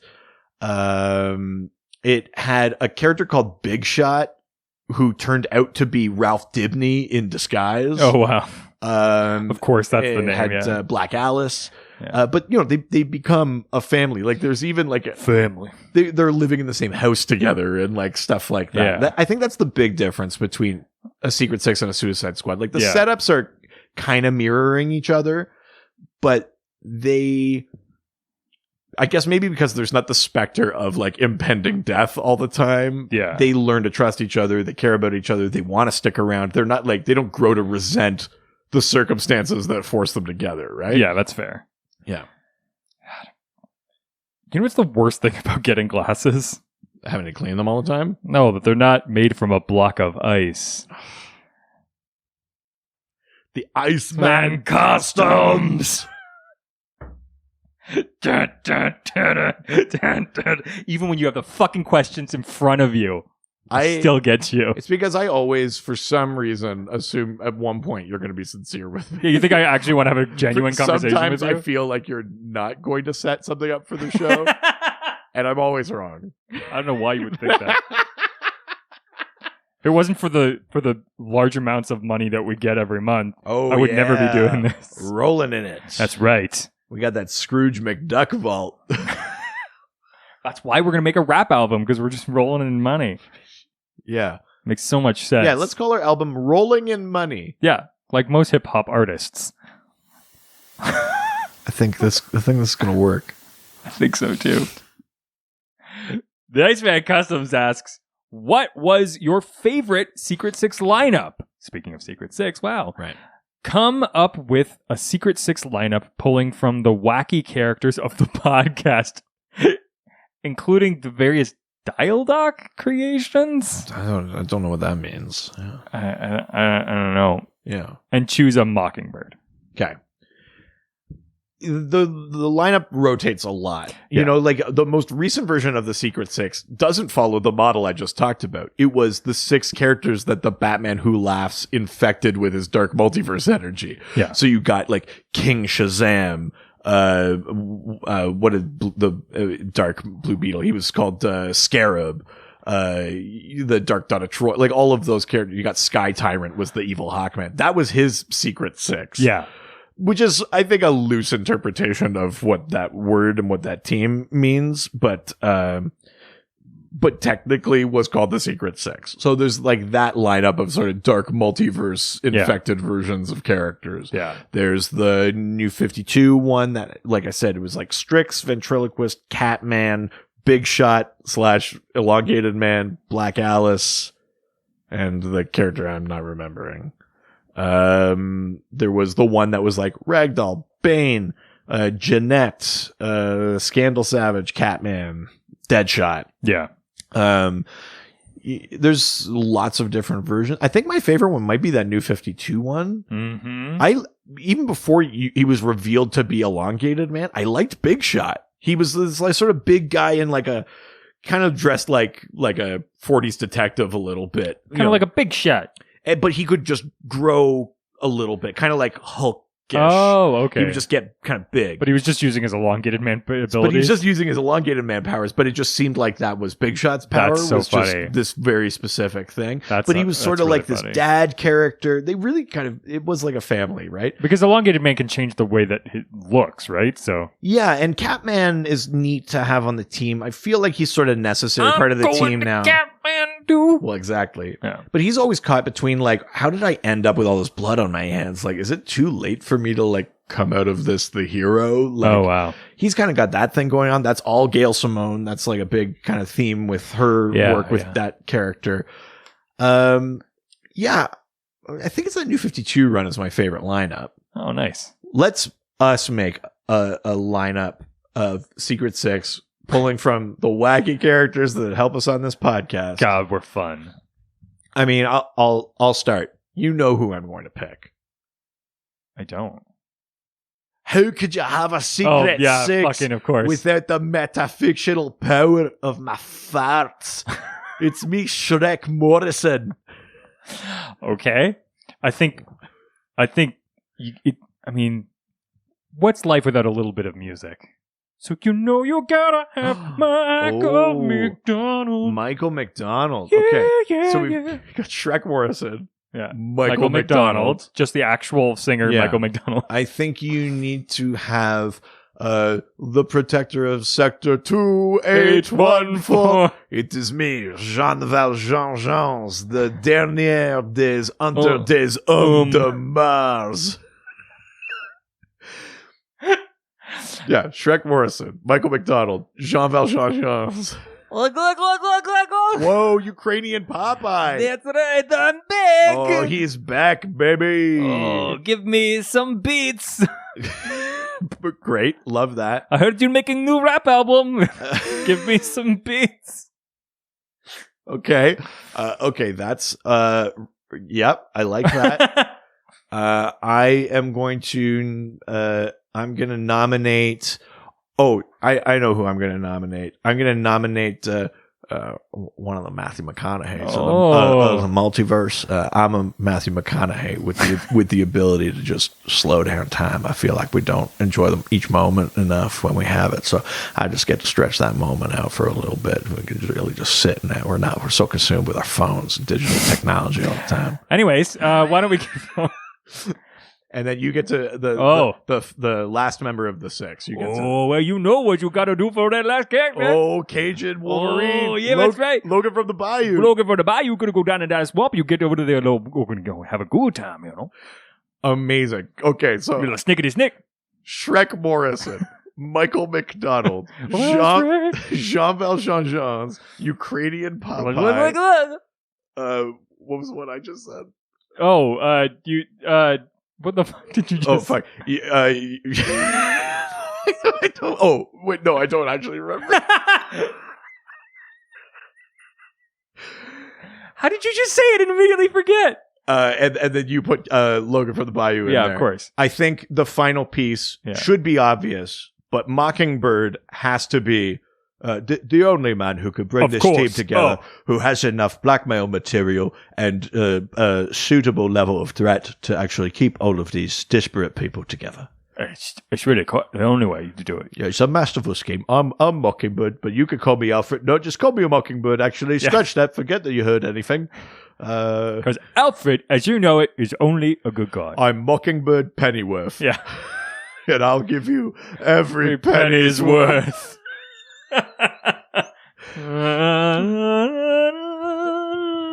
I think that's good. That's good Secret Sixing. You still can't remember yours. I cannot remember the third one that I said. Literally instantly forget. I instantly forgot what I said. I sometimes think that you have a didactic memory, and then that happens. Like an eidetic memory? Eidetic memory. Oh, I definitely don't. No. There's no way that I have that. No. You suck. Who am I? Who am I? Who are we? It's really pissing me off. I have no idea what I said. I'm going to have to wait until this episode comes out. Wow. Like, instantly we both forgot. That's incredible. It must have been a great character. Or it's like one of those moments... Oh, it was Matthew McConaughey. Oh, that's right. Yeah, it wasn't a great character. No. I think that's why it was forgettable. Very forgettable. Yeah. Well, that's the thing. Sometimes we just forget to enjoy ourselves. Oh, yeah, that's right, yo. Gotta keep going. Do you require me to hunt any ums? I stole a loaf of bread. 2814. Amazing. That is the end of our questions today. Thank God. Which you know what that means. It's time for our favorite game. Can you guess the name of the character based on someone who does not read comic books can describe those characters to us? If you don't know what that means, I send a photo of a DC character to my wife, and she sends back 4 clues describing what she sees. She has no idea who they are. So, are you ready? I am. Wrong and strong. Yeah. Hey, you know what? It's done me pretty well. So I'm just gonna keep going that way. First question. Okay. Question. Sorry. Oh no. Yeah, this is reverse Jeopardy. Yeah. You just asked me. You just mean forward every other game show. Yep. So, first clue. Sees the world through rose-colored glasses. Right. So I'm imagining that's a pun on the word "see," like it's got crescent moon glasses or something like that. I don't know. Oh, or rose-colored.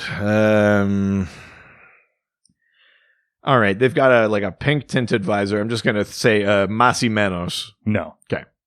Next clue. Top-heavy 50s sci-fi alien. Top-heavy 50s sci-fi alien. The alien bit's throwing me off a little bit. Top-heavy.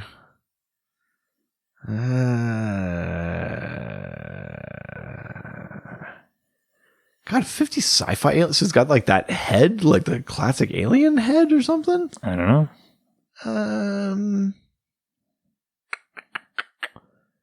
And something with rose tinted glasses.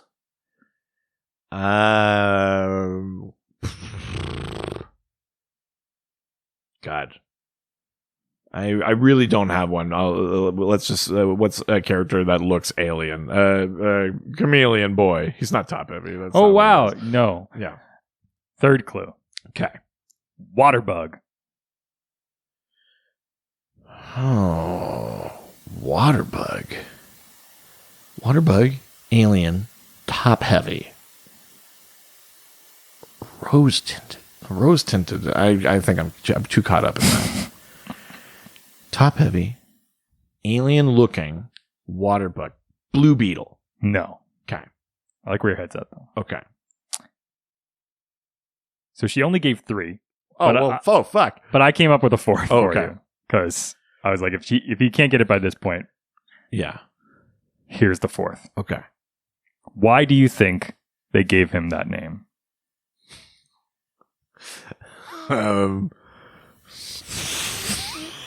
Oh no. Why? Oh. Why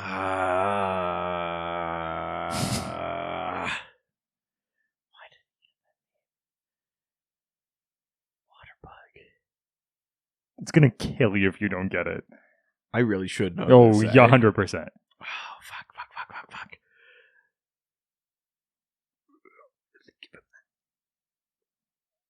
Why did they give him that name? Martha. No.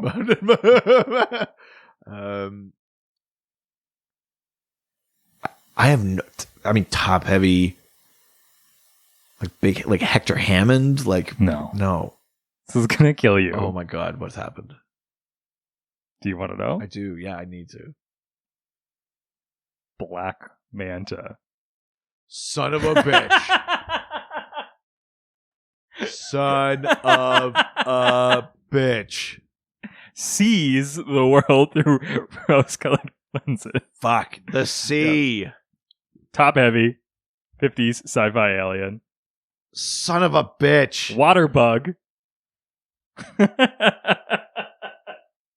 Why do you think they gave him I always that name? latch onto the wrong word. I was like alien. But it's like, no, just gotta look alien. Yeah. Like, fuck. Why do you think they called me Black Manta? God damn, that's a good clue, too.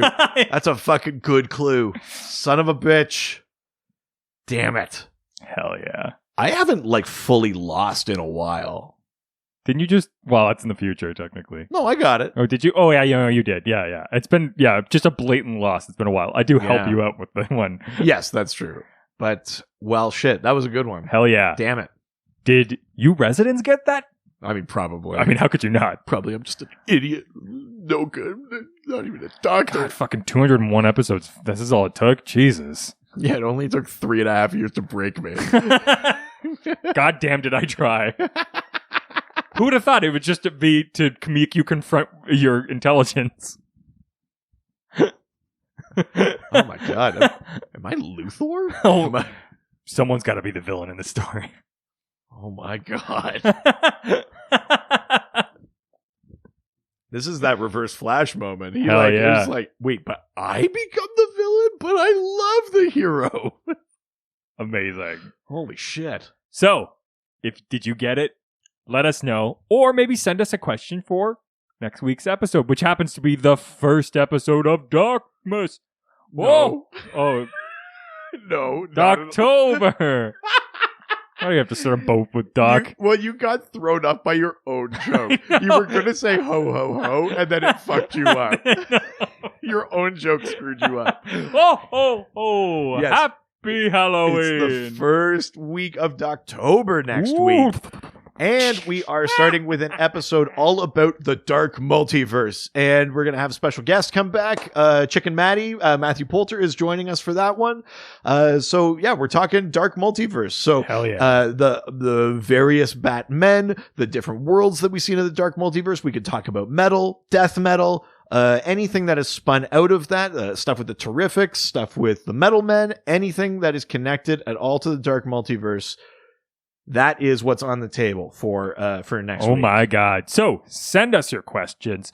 Talk to us online using our various social media platforms, such as our Facebook, Dr. DC Podcast, Twitter, at Dr. DC, Instagram, Dr. DC Podcast. Of course, our email, drdcpodcast@gmail.com. Jump on that subreddit. r/Dr_DC. The doc phone is open. 208-917-3238. 208-917-DCEU if you're nasty, baby. If you're nasty. Yeah. And go to our website, drdcpodcast.com or .ca. We've got lots of fun stuff on there. You can buy our merch. Buy our merch. Buy our merch. Thinking about things that I want you to give us, including your money, is 5-star reviews. Yeah, keep them coming. We've hit 100, but don't stop there. You can double that. If you want this rap album, you've got 3 months to double what we've done in 3 years. It's like a Christmas gift to the world. Yeah, if the world was just you and I. Yeah. Yes. So get those 5-star reviews in there. We love them on iTunes, but we'll take them anywhere. We'll take it anywhere you can give it to us. Oh my God. We're primed and ready. Oh, good Lord. And if you want even more Dr. DC, you can get so on our Patreon. That's right. Patreon.com/DrDC. $5 level and a $7 level. This week we're putting out our 99th episode of the Double Dose, which is the full bonus episode that all of our patrons get every week. 99 episodes, and I think a comic book one might be one. Yeah. There's a couple. There's a lot of other stuff in there too. It's just general geeking out. I know what you're looking for. You want alternative food-based episodes. You got Eatgus, The baby. people have spoken. Never again.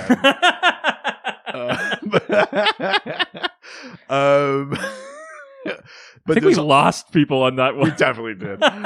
But there's bonus video episodes. You get to help pick episode themes and stuff like that. There's lots of fun stuff up there, and it helps support us making this show, and not only this show, but it helps support us in making our other podcast. Oh, baby. If you need even more of us for free on your main feeds, wherever you get your podcasts, check out Ghost Facers, a Supernatural rewatch. We are working our way through every single episode of Supernatural. 327. At the time of recording, 4 episodes have come out Holy so shit. far. So this is the perfect time to start your rewatch, to join us on the journey, on the road so far.